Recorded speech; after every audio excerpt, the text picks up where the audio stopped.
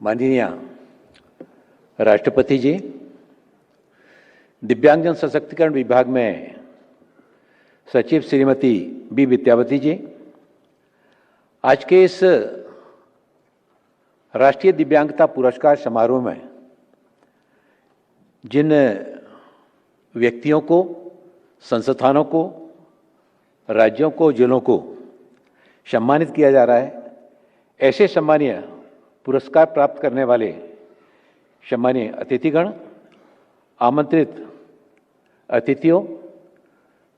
विभाग के सभी अधिकारीगण, प्रिंट मीडिया, इलेक्ट्रॉनिक मीडिया के सभी सम्मानीय साथियों,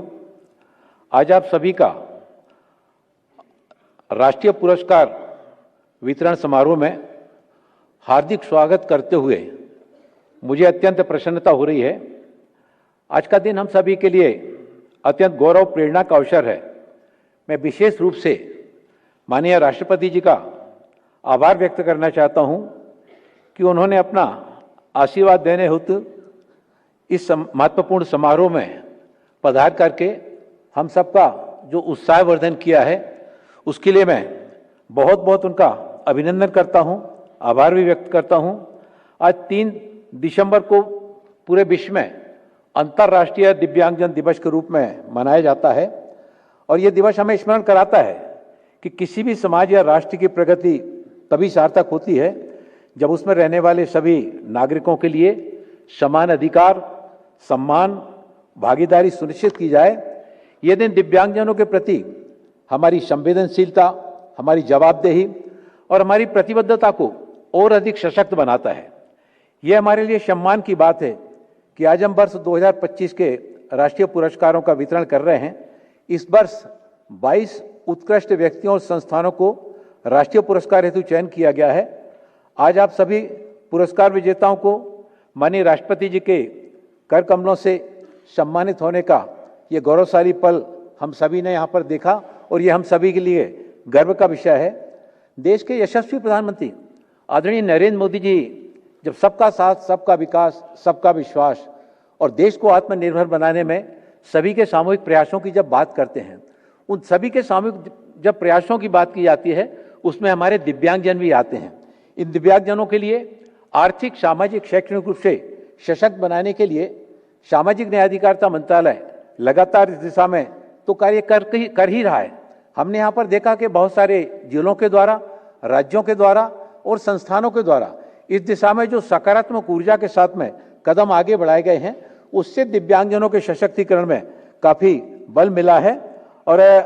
सरकार दिव्यांगजनों को देश की बहुमूल्य मानव पूंजी तो मानती है, उन्हें समान अवसर प्रदान करने के लिए भी पूरी प्रतिबद्धता के साथ में अपने कार्यक्रमों को और योजनाओं को चलाने का काम किया जाता है। 2016 में जब दिव्यांगजन अधिकार अधिनियम पारित किया गया, देश के प्रधानमंत्री आदरणीय नरेंद्र मोदी जी के नेतृत्व में, और जो दिव्यांगता की 7 श्रेणियां थीं उनको बढ़ा करके 21 किया गया। इसी तरह से शैक्षणिक संस्थानों में भी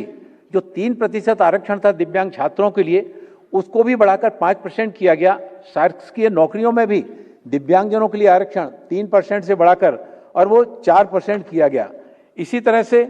एडिप योजना के अंतर्गत 2014 के बाद से अभी तक लगभग 33 लाख दिव्यांगजनों को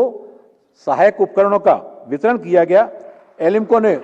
उपकरण वितरण को और अधिक पारदर्शी, कुशल और सुगम बनाया है। खेल, कला और संस्कृति के माध्यम से दिव्यांगजनों ने अपनी प्रतिभा को उनको आगे बढ़ाने के लिए लगातार विभाग के द्वारा पर्पल फेस्ट जैसे आयोजन तो किए ही जा रहे हैं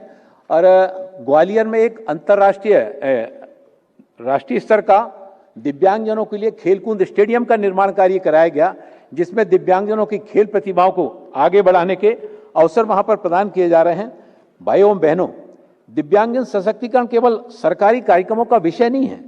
समाज के प्रत्येक वर्ग की साझा जिम्मेवारी है। केंद्र और राज्य सरकारें, निजी क्षेत्र, गैर सरकारी संगठन, विशेषज्ञ, शिक्षण संस्थाएं, तकनीकी समुदाय, सबकी सक्रिय भागीदारी से ही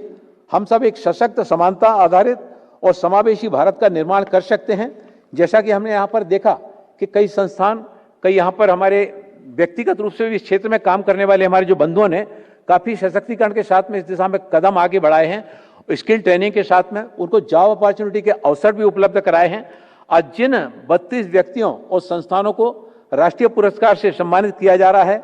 उन्होंने अपने समर्पण, परिश्रम और उत्कृष्ट कार्यों से देश में दिव्यांगजन सशक्तिकरण की एक नई मिसाल कायम की है। किसी ने शिक्षा के क्षेत्र में, किसी ने तकनीकी के क्षेत्र में, किसी ने खेल के क्षेत्र में, किसी ने पेंटिंग के क्षेत्र में, किसी ने सामाजिक सेवा और उद्यमिता के क्षेत्र में उपलब्धियां हासिल की हैं। मैं आपके कार्यों से न केवल आपकी व्यक्तिगत उपलब्धियां हैं, बल्कि इन सारी उपलब्धियों से समाज और राष्ट्र के लिए आप सब प्रेरणा के स्रोत भी बनकर आ गया है। मैं सभी पुरस्कार विजेताओं को हृदय से बधाई देता हूं और उनके उज्जवल भविष्य की कामना करता हूं। मैं माननीय राष्ट्रपति जी का एक बार फिर से